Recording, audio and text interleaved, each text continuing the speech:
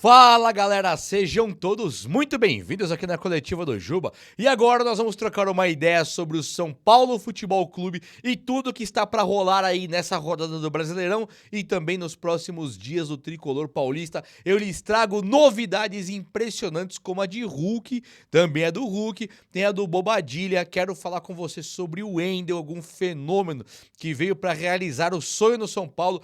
Tem também o Caleri de saída, tem o André Silva que deve jogar. O Luciano brigou mesmo ou não brigou? Era fumaça ou não era? E aqui eu quero falar sobre tudo, quem está fora, quem que tá jogando, como é que tá. Toda a previsão é um papo de São Paulino para São Paulino, um papo de tricolor para tricolor. Vamos juntos então, nessa jornada aqui do São Paulo? Então vem comigo, vamos lá que agora vai ser top. Chega nesse like aí então, posso contar com o teu likeinho? Então beleza, tô contando, ó, likeão, likeou o vídeo, deixou o joião, tamo junto, obrigado, valeu mesmo. E se inscreva aqui no canal, agora é um convite pra você chegar aqui e se inscrever aqui no meu canal, tá bom? Aqui na Coletiva do Juba, onde estamos batendo a marca histórica, incrível de 140 mil familiares aqui. Vai ficar fora dessa? Eu sei que você não vai. Então vem, vamos junto, valeu, obrigado por tudo, viu meu povo? E ô, deu uma esfriadinha hoje, hein, que delicinha, uma esfriada, coisa boa, podemos sair daquele calorão. Vamos lá então, gente, olha só. Começaram o vídeo aqui falando sobre o Oscar e o Lucas. Oscar como que é? Oscar não sei o que lá. Emboaba e o Lucas Moura estão fora do tricolor paulista para os próximos jogos. Os caras, foi realmente constatada uma lesão no Oscar e o Lucas segue com algumas dores no joelho. Então eles não estão nem naquela transição. Já recuperaram, agora arrumaram o preparo físico e tal, nada disso. O Oscar, inclusive, foi no último jogo que ele acabou por se machucar, ele acabou tendo que jogar no esforço, ele já estava sentindo dores, ele não poderia ter jogado contra o time do Tajeres, né, lá na Argentina, e ele acabou que falou assim, não, eu vou jogar sim, vamos lá, Zubeldia, eu preciso de você, cara, eu não ganho do Velo Clube, vamos embora, e aí ele foi lá, jogou e deu ruim, machucou mesmo, ele foi importante para a partida, o São Paulo consegue um resultado fora de casa, o que é fundamental na Libertadores, mas assim, pro Brasileirão fica aquele sinal de alerta ligado, completamente ligado. Como assim? O Brasileirão ficou alerta. O São Paulo começa o jogo empatando com o Sport e agora pega o Atlético Mineiro, que é um time muito mais qualificado, muito mais capaz, fora da sua casa, que é o Morumbi, e vai jogar no Atlético lá em Minas. Então o São Paulo agora ele precisa daquela vitória. O São Paulo se perde. Imagina aí que o São Paulo perdeu. Ah, perdeu. Primeiro jogo 1x0. 1x0 não, 0x0 jogo em casa com o Sport. Segundo, se ele perde fora, ele fica com 0 pontos, ou 1 ponto, perdão, de 6 disputados. Isso é muito pouco. Se o São Paulo empatar, ele teria 2 pontos de 6 disputados. Também é pouco. Um time que só empata, ele briga para não cair. E o que aconteceu com o São Paulo foi que quando ele pegou o principal time para você ganhar em casa, que era o Sport, o São Paulo foi lá e empatou. Então, sim, virou um problema. Passa do nada a surgir um problema no tricolor. Mas tudo bem, vamos torcer aí pro São Paulo ir para cima agora do Atlético e com tudo pode ser que o São Paulo consiga uma vitória. É claro, agora o São Paulo já sem Oscar e Lucas, que já era garantido, o São Paulo também deve ficar sem o Arboleda, o Alan Franco, o Caleri e até mesmo o Rafael. Notícias apontam, não é certo, mas apontam que o São Paulo vai colocar um time misto ou reserva contra o Atlético Mineiro, visando aquele jogo de quarta-feira da semana que vem, contra o Alianza Lima, que é o jogo da Libertadores, onde o São Paulo joga em casa. Então o plano ficou legal, pelo menos. Ganhou do Tajeres fora. Pega o Alianza Lima em casa, ganha também, já são 6 pontos. O Tajeres tem que jogar aqui no Morumbi, aí o São Paulo tem tudo para encaminhar uma classificação assim bem rápida dessa Libertadores. O grupo é fácil e o São Paulo fez o seu dever fora de casa, o que ficou top. No Brasileirão, o sinal alerta está ligado. Meus amigos, o que chamou muita atenção recentemente no time tricolor também, além das notícias de campo, foram as extra-campo, que dão conta ali de uma treta entre Luciano e Zubeldia. E aqui eu vou agora trazer só fatos, e aí você apura, nós vamos apurar também os fatos. Um dos fatos, o Luciano, ele depois de bater naquele banco de reservas, ter aquela cena patética e infantil que ele teve, I'm sorry, Desculpa aí, depois daquela cena infantil que ele teve, patética, de bater no banco, quando ele foi substituído no jogo contra o Sport, onde ele não estava jogando absolutamente nada, o Luciano começa no banco de reservas contra o Tadieres e só entra quando o Oscar ali se machuca, o Lucas Moura não está, por isso que ele entrou. Então ficou feio pro Luciano esse tipo de postura dele e o Zubeldia em seguida tiraram do time. Aí tem mais dois fatos dessa mesma história. O primeiro fato, quando o Alisson ele faz aquele gol da vitória São Paulo versus Tadieres pela Libertadores, o Alisson ele vem na beira do campo e aponta pro Zubeldia e fala: é pra você, cara, é pra você. E ele pula, abraça o Zubeldia, uma cena bastante bonita, mostrando o caráter do Alisson, mostrando possivelmente que o Alisson e talvez uma parte do grupo, do elenco do São Paulo, estejam juntos com o Zubeldia. Essa é pra você, no mínimo sentiu a pressão externa, uma pressão já colocando o Zubeldia praticamente demitido do São Paulo, e aquela vitória seguraria o cargo do treinador. Então o Alisson ele foi ponta, ele foi um cara muito pedra 90, essa é uma expressão antigaça. Ele foi pedra 90, ele foi ponta, ele foi gente boa. E o Zubeldia ali, tudo bem, vai, apesar de eu não curtir o trabalho do cara, foi uma cena bonita de ver, né? É uma reviravolta, é um São Paulo comemorando um gol numa Libertadores, os caras estavam ali lutando pelo São Paulo, então pra mim foi bonito. Só que aí, você fala, bom, então beleza, o Luciano então caiu, o Zubeldia, ele afastou o Luciano, o Alisson tá com o Luciano, com o Zubeldia, pode ser que o Alisson e o Luciano estejam tretadinhos e tal. Só que aí o São Paulo solta o vídeo da preleção. Foi acho que no São Paulo Bastidores, se eu não me engano. Eu não vi o vídeo, eu vi um trecho agora, só que eu vi que na preleção, naquele momento antes do jogo, lá no vestiário, o Luciano pede a palavra e vem como um cara, tipo assim, motivacional. Vamos lá, galera, só depende da gente. Tá aí o Zubeldia do lado, assentindo, sabe? Oh, é isso mesmo, é isso mesmo. E tipo assim, então pode ser que o Zubeldia tenha afastado o Luciano daquele jogo pra dar uma bronca, um castigozinho, mas que nos próximos jogos não tenha tido nenhum mais atrito, não tenha ficado nenhuma rusga, nenhum dissabor, nenhum destempero entre os dois. Pode ser então que o Zubeldia e o Luciano já estejam de novo bastante unidos? Pode. Nós vamos saber isso agora contra o Atlético e depois contra o Alianza Lima. É claro, o Luciano pode aparecer agora contra o Atlético e não querer dizer que ele virou reserva, que é o time mesclado, é o time misto e o Luciano virou reserva. Não, porque não temos Oscar e Lucas. Ele pode aparecer contra o Alianza Lima e não quer dizer que ele virou titular. Não temos Oscar e Lucas. O que vai pegar é se o Luciano ficar no banco dos próximos 2 jogos, mesmo não tendo Oscar e Lucas, e o Zubeldia, por fim, dando espaço para André Silva, Ferreirinha, Lucas Ferreira, Matheus Alves, que é uma das principais figuras aqui do São Paulo para substituir Oscar e o próprio Lucas Moura. Então a coisa pode ir para esse lado. Hoje, se você me perguntar, Juba, o Luciano e o Zubeldia estão brigados? Eu diria para vocês que não. Aquela imagem da preleção, fazendo aquela leitura metafórica ali, olhando aquela leitura do comportamento dos caras, eu diria pra vocês que o Luciano e o Zubeldia realmente teve um afastamento, teve um puxão de orelha, mas agora a coisa já tá ficando de boa e os caras devem estar juntos, e tudo pelo São Paulo, né? Se for pra ajudar, tudo bem. Uma pena vermos o Luciano como meia, mas tirando isso aí, tirando como meia, acho que é um cara importante pro ataque do São Paulo ali. Não queria mais ver o Luciano no São Paulo, sinceramente, mas se ver também, azar dos prejudicados, que o São Paulo vença. É ou não é? Vou olhar as palavras aqui. Dá uma olhadinha nas palavras, que eu tô fazendo uns vídeos mais longos aqui, vocês estão vendo? E aí precisa dar uma aguinha também. Eu não vou editar, não. Vai direto. Meus amigos, tem um caso bastante curioso aqui que é o do Bobadilha. Vocês perceberam que até agora eu tô falando sobre um possível time reserva contra o Atlético Mineiro.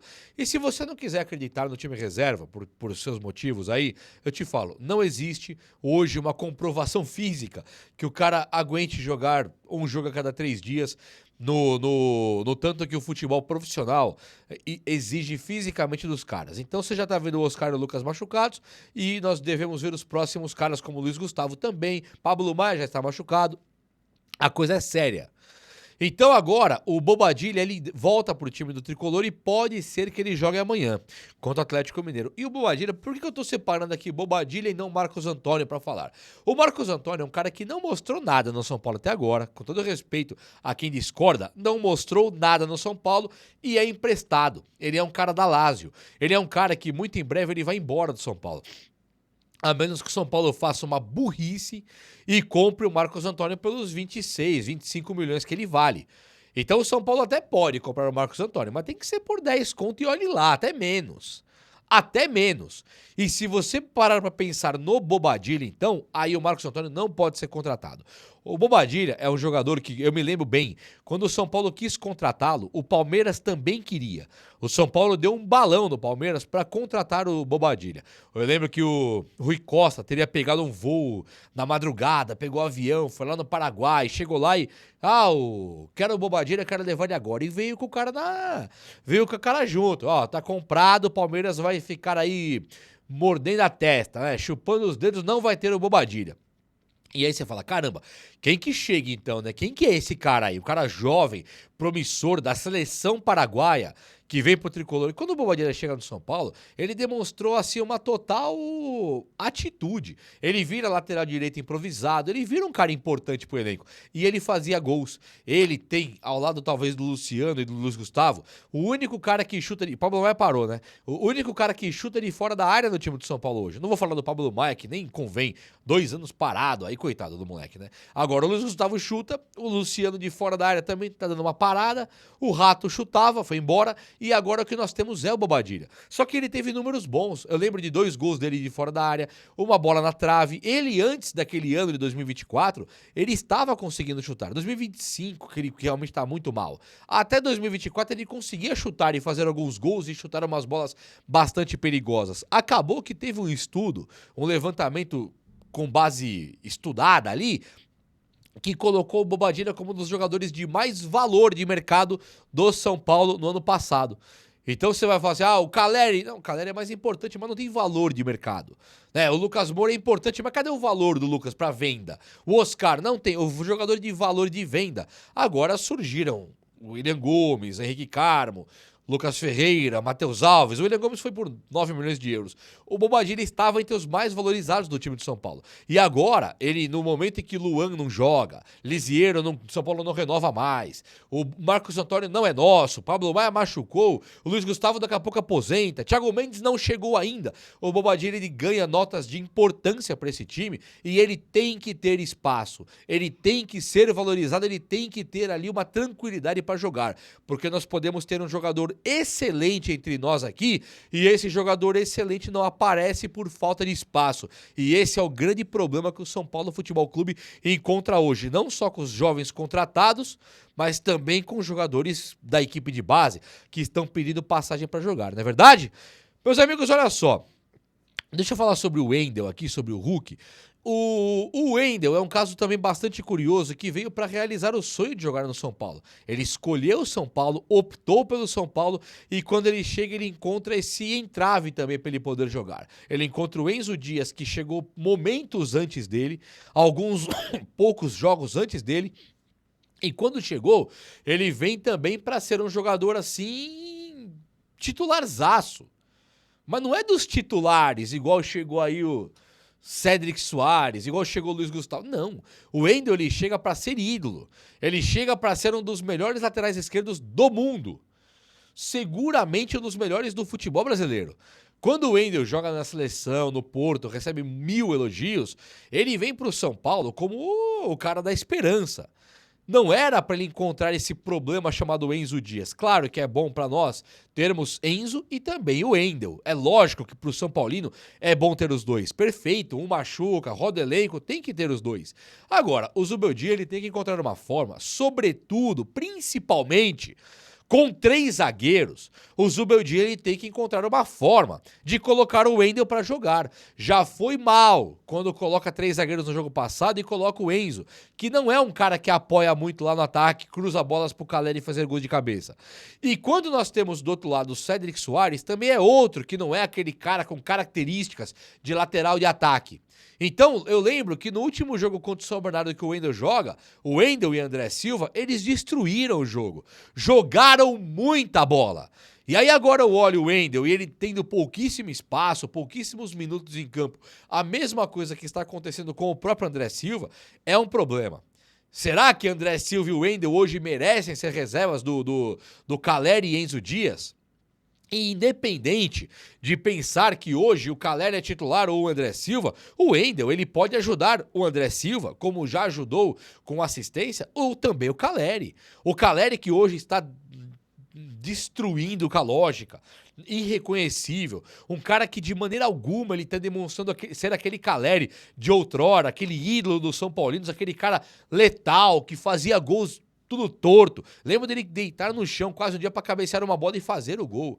O cara cheirava gol, o cara tinha o faro do gol. Agora, ele não consegue fazer absolutamente nada. A única coisa que voltou, que restou pro Caleri ainda, é um pouco daquele cabeceio forte e preciso que ele tem. Então, se pensar no Wendel hoje como um dos únicos caras que consegue cruzar uma bola no São Paulo, porque o Igor Vinícius, ele se esforça, ele chega no fundo e o cruzamento não sai direito. O Enzo Dias mal chega lá no fundo.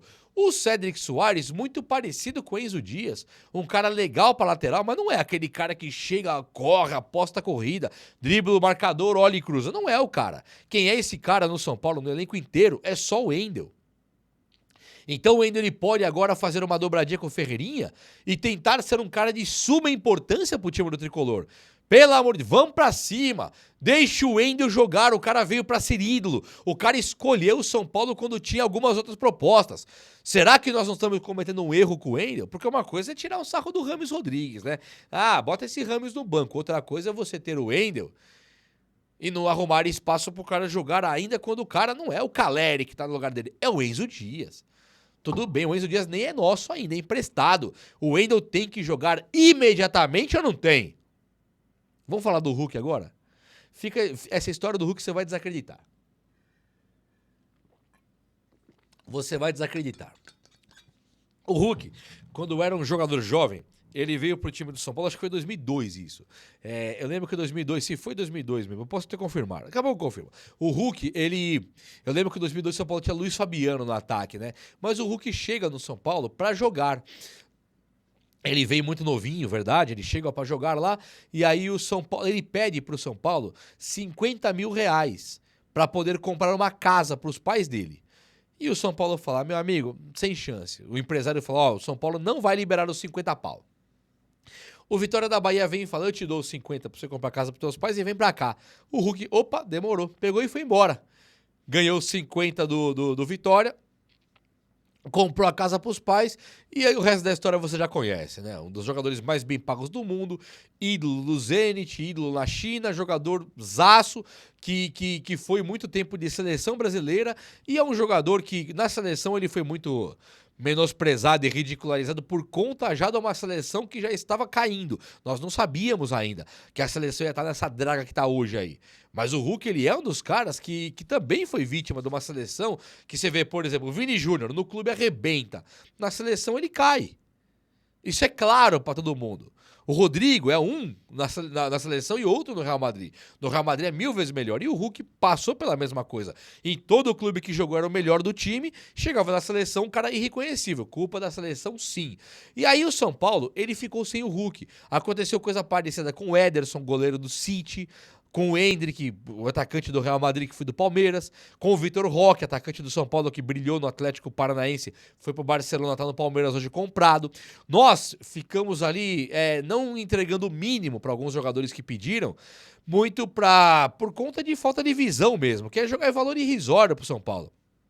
E fomos perdendo vários e vários jogadores. Na matéria, mostra que quem foi um cara relutante, eu não tenho certeza disso, mas quem foi relutante a mandar os 50 pro Hulk foi o Leco. O Leco foi o cara do Endrick, que não quis o Endrick, foi tudo na gestão Leco.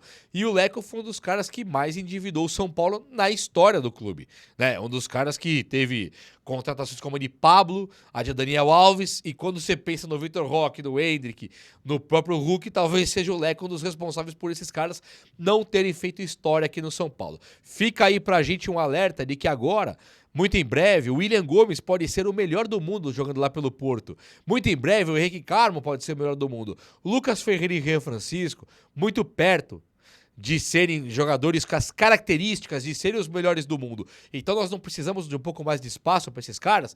Eu te deixo a pergunta aí, fechou? O vídeo de hoje foi esse, eu espero que você tenha gostado e se gostou, chega nesse likeão aí, chega no like agora lá, tamo junto, um abraço meus amigos, até a próxima, valeu!